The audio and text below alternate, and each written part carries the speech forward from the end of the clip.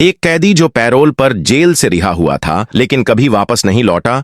Bhopal central jail में सजा काट रहे राजेश परमार को 14 दिन की पैरोल पर रिहा कर दिया गया। उन्हें 29 जून 2019 को जेल वापस लौटना था, लेकिन उसी दिन उनके घर से आग की लपटें उठने लगीं। जब पुलिस वहां पहुंची तो उन्हें पास में एक जला हुआ शव और एक सुसाइड नोट मिला। यह मामला सीधे सीधे आत्महत्या जैसा लग रहा था, लेकिन क्या यह सचमुच आत्महत्या थी? इस मामले में पुलिस को एक ऐसी साजिश का सामना करना पड़ा जिसे बहुत ही शातिर दिमाग ने अंजाम दिया था। एक ऐसा आक्रमण जो परफेक्ट आक्रमण जैसा लग रहा था, लेकिन छोटी छोटी गलतियों ने पूरे खेल को उलट पुलट कर दिया। तो आइए जानते हैं इस रहस्यमय मामले की पूरी कहानी।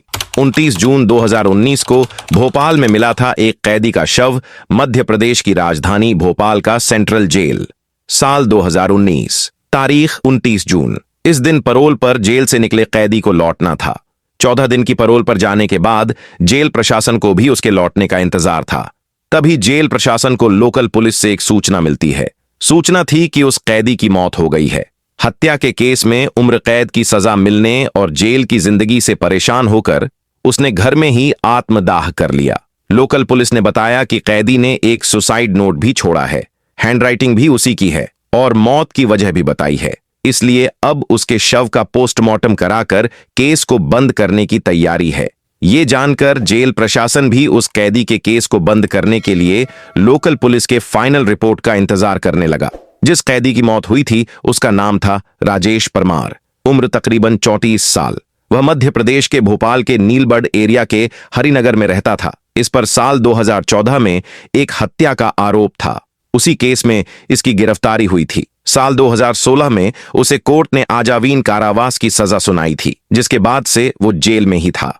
उसी समय राजेश के पिता की मौत हो गई थी। इसी वजह से उसे 14 दिनों की पैरोल मिली थी, इसलिए 15 जून को वो पैरोल पर बाहर आया था। 29 जून को उसकी पैरोल खत्म होने वाली थी। इस वजह से उसे हर हाल में 29 जून को जेल में लौटना था। लेकिन 29 जून की सुबह ही उसके घर से आग की लपटें निकलने लगी थीं, जिसे देख आसपास के लोगों ने पुलिस को सूचना दी। फायर ब्रिगेड की गाड़ियां और लोकल पुलिस मौके पर पहुंची। आग बुझाने पर देखा गया तो एक युवक बुरी तरह से जल चुका था। चेहरा और शरीर भी पूरी तरह से जला हुआ था। देखकर ही वो मरा हुआ लग रहा था। फिर भी पुलिस ने आखिरी उम्मीद में उसे तुरंत अस्पताल में भर्ती कराया, जहां डॉक्टरों ने मृत करार दिया। अब पुलिस ने घर की तलाशी ली तो एक सुसाइड नोट भी मिला, जिसमें लिखा था कि पिता की मौत होने से वो दुखी था। अब परिवार में कोई उसे पैरोल भी नहीं दिलाएगा। इस वजह से वो अब दुनिया से निराश हो चुका है, लिहाजा वो आग लगाकर आत्महत्या कर रहा है। इसके लिए कोई दूसरा जिम्मेदार नहीं है। अब ये सुसाइड नोट के आधार पर पुलिस ने भोपाल सेंट्रल जेल को भी सूचना दी। शव को पोस्टमार्टम के लिए भेज दिया। साधारण सुसाइड केस की तरह पुलिस ने भी इसे एक तरह से बंद कर दिया। उधर पोस्टमार्टम के बाद शव को रिश्तेदारों को सौंप दिया गया। रिश्तेदारों ने भी शव का अंतिम संस्कार कर दिया। लेकिन इस पूरे केस में 24 घंटे बाद नया मोड़ आया, जब वहां की पुलिस को राजेश परमार की पोस्टमार्टम रिपोर्ट मिली। उस समय के भोपाल पुलिस के नए ईएसपी अखिल पटेल के पास नीलबढ़ का एरिया था। इन्होंने जब पोस्टमार्टम रिपोर्ट देखी तो चौंक गए। रिपोर्ट में लिखा था कि गला दबाने से जान गई है, यानी मौत की वजह आग या धुएं से दम घुटना नहीं, बल्कि गला दबाकर हत्या हुई है। फिर वो इस केस की तफ्तीश में जुट जाते हैं। तुरंत मौके से ली हुई सभी फोटोग्राफ अपने पास मंगवाते हैं। सभी फोटो को बारीकी से देखते हैं। एक फोटो में वो देखते हैं कि मरने वाले शख्स का पैर बिल्कुल एक दूसरे से चिपका हुआ था, जबकि जब भी कोई जलकर मरेगा तो वो तड़पने लगेगा। फिर उसके पैर एक दूसरे से चिपकने के बजाय अलग अलग होने चाहिए, लेकिन इस केस में ऐसा नहीं था। दूसरी तस्वीरें भी देखते हैं। उनसे पता चलता है कि उस शख्स का चेहरा और सीने वाला हिस्सा ही पूरा जला था, जबकि हाथ और पैर ज्यादा जले नहीं थे और अजीब तरीके से मुड़े भी थे। इससे शक यही होता है कि कहीं हाथ और पैर बंधे तो नहीं थे, जिस वजह से ऐसा हुआ। अब इसका पता लगाने के लिए वो पुलिस अधिकारी पूरी टीम के साथ मौके पर जाते हैं। घटनास्थल को बारीक से देखते हैं, फिर आसपास के लोगों से पूछताछ करते हैं तो पता चलता है कि एक दिन पहले जब राजेश परमार के साथ एक या दो और लोग भी देखे गए थे। अब पुलिस इस केस की फाइल को बंद करने की जगह फिर से खोलती है, जांच शुरू करती है। अब पुलिस को यह शक हुआ कि जिसकी मौत हुई उसकी पहले गला घोंटकर हत्या की गई, लेकिन राजेश को जब सुसाइड ही करना था तो उसकी पहले हत्या क्यों की गई? अगर किसी ने गला दबाया तो वो कौन था? अब पुलिस के सामने ये भी सवाल था कि कहीं ऐसा तो नहीं कि मरने वाला राजेश ही ना हो। अगर ये राजेश नहीं है तो फिर कौन था? इन सब सवालों का पता लगाने के लिए पुलिस ने उसके मोबाइल नंबर का पता लगाया। फिर रिश्तेदारों के जरिए उसका एक नंबर मिला जो जेल से आने के बाद एक्टिव था, लेकिन अब बंद था। उसकी आखिरी लोकेशन भी भोपाल की ही थी। पुलिस ने जब उसके फोन की कॉल डिटेल चेक की तो एक नंबर पर कई बार बात होने की जानकारी हुई, लेकिन जब उस नंबर पर संपर्क किया गया तो वो भी बंद था। वो नंबर था निहाल नामक युवक का। अब पुलिस के सामने निहाल को खोजने की चुनौती थी और मन में सवाल ये भी आ रहा था कि कहीं निहाल ही तो नहीं मारा गया। इसके अलावा और भी कई सवाल। फिलहाल पुलिस उसकी तलाश में जुट गई। फिर पता चला कि निहाल मूल रूप से बिहार का रहने वाला है और पहले राजेश के मकान में ही किराए पर रहता था, लेकिन कुछ महीने से यहां से दूसरे मकान में शिफ्ट हो गया था। अब पुलिस की जांच में निहाल की लोकेशन गुजरात में मिली। इसके बाद पुलिस की एक टीम गुजरात पहुंची और दबोच लिया। इसके बाद जब उससे कड़ाई से पूछताछ हुई तब उसने जो कहानी बताई वो बेहद ही चौंकाने वाली थी। निहाल ने बताया कि जेल से पैरोल पर आने के बाद राजेश ने उससे संपर्क किया था। फोन पर बात हुई और वो उससे मिलने भी गया था। बातचीत के दौरान वो काफी परेशान था, इमोशनल भी था, क्योंकि पिता की मौत के बाद उसे अब जिंदगी में शायद ही कभी पैरोल मिलने की उम्मीद थी। इसीलिए उसने सोचा था कि वो दुनिया की नजरों में हमेशा के लिए मर जाए और असल में जिंदा भी रहे। इसके लिए उसने कुछ क्राइम सीरीज देखी थी, जिसके बाद एक खौफनाक आइडिया अपनाया। इसके लिए उसने घर में रहने वाली एकमात्र मां को पूजा करने के बहाने 23 जून को ही बाहर भेज दिया था। इसके बाद साजिश रची कि 29 जून को पैरोल खत्म होने के बाद भी उसे जेल नहीं जाना पड़े। इसलिए 28 जून को ही किसी दूसरे शख्स को अपनी जगह मारकर दूर कहीं चले जाने की तैयारी में जुट गया।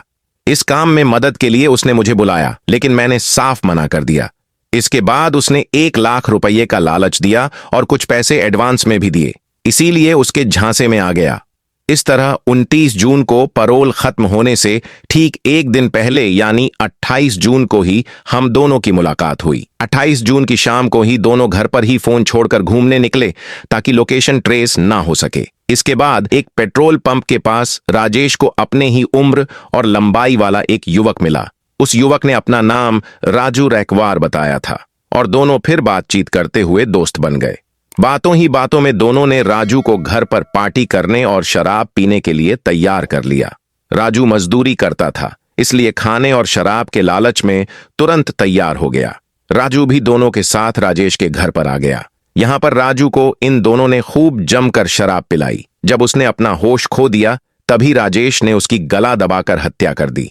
इसके बाद उसके हाथ और पैर को रस्सी से बांध दिया ताकि अगर जिंदा भी हो तो आग से बच न सके। हाथ पैर बांधने के बाद उसे फर्श पर लिटाया और घर में रखी किताबों को उसके ऊपर डाल दिया। फिर राजेश ने खुद ही एक सुसाइड नोट लिखा और उसे कुछ दूरी पर रख दिया ताकि वो सही सलामत पुलिस को सुसाइड के सबूत के रूप में मिल जाए। इसके बाद दोनों ने बाइक से निकाला हुआ पेट्रोल भी डाल दिया ताकि आग से वो पूरी तरह से जल जाए। चूंकि घर का दरवाजा बाहर से बंद होने पर साजिश का शक हो सकता था, इसलिए दोनों ने घर के दरवाजे को अंदर से बंद किया और छत के रास्ते बाहर निकल आए। इसके बाद खिड़की से माचिस जलाकर तीली को अंदर फेंक दिया। इस तरह जब आग की लपटें बढ़ गईं, तब दोनों एक साथ वहां से फरार हो गए थे। साजिश के तहत राजेश ने निहाल का एक पुराना सिम कार्ड सिर्फ लिया और साउथ इंडिया में चला गया। वहीं निहाल गुजरात आ गया था। अब पुलिस ने निहाल की कहानी की सच्चाई का पता लगाने के लिए उस मृत युवक के बारे में पता लगाया तो ये सच निकला, क्योंकि राजू रैकवार की पत्नी ने 28 जून की रात में ही लोकल पुलिस में गुमशुदगी की शिकायत दी हुई थी। इसके अलावा पुलिस को राजेश के घर से राजू की चप्पल भी मिली थी, जिसे उसकी पत्नी ने पहचान लिया था। ये जानकर पुलिस अब जांच में तेजी से जुट गई। अब पुलिस को पूरी कहानी समझ में आ गई थी, लेकिन जब तक राजेश आंखों के सामने नहीं आ जाता तब तक जांच अधूरी ही थी। अब पुलिस को यह यकीन था कि आज नहीं तो कल राजेश किसी भी तरह निहाल से जरूर संपर्क करेगा। राजेश भी निहाल का एक पुराना सिम कार्ड ले गया था। इस तरह अगले ही दिन आखिरकार राजेश का फोन निहाल के पास आ ही गया। पुलिस की मौजूदगी में ही निहाल उससे बात करने लगा। राजेश ने वहां के हालात के बारे में पूछा कि कुछ गड़बड़ तो नहीं है। निहाल ने बताया कि कोई गड़बड़ नहीं है, पुलिस को कुछ पता नहीं चला। इसके बाद राजेश ने कहा कि चेन्नई में उसे कुछ मदद चाहिए। अगर कोई दोस्त हो तो बताना। इस पर निहाल ने कहा कि वो उसे जल्द ही बताएगा। इसके बाद फोन कट हो गया। अब पुलिस ने भी राजेश को पकड़ने के लिए पूरी फिल्मी कहानी रची। इसके तहत पुलिस के कुछ लोगों को चेन्नई भेजा और उन्हें लोकल बनकर राजेश से मिलने के लिए बोला।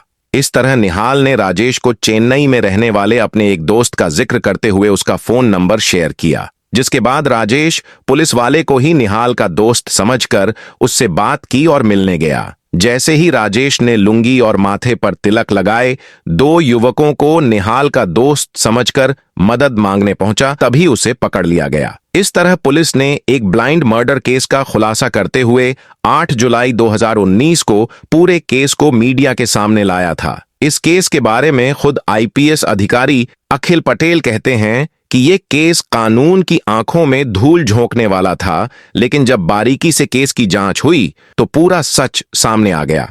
इसके बाद राजेश फिर से सलाखों के पीछे भेज दिया गया। राजेश परमार ने कानून और समाज की आंखों में धूल झोंकने की जो साजिश रची थी, वह एक समय के लिए कामयाब होती दिखी। लेकिन कहते हैं कि अपराध कितना भी चालाकी से क्यों न किया जाए, सच्चाई हमेशा अपने निशान छोड़ जाती है। पोस्टमार्टम रिपोर्ट की एक पंक्ति और पुलिस की बारीक नजरों ने इस केस का पूरा खेल पलट दिया।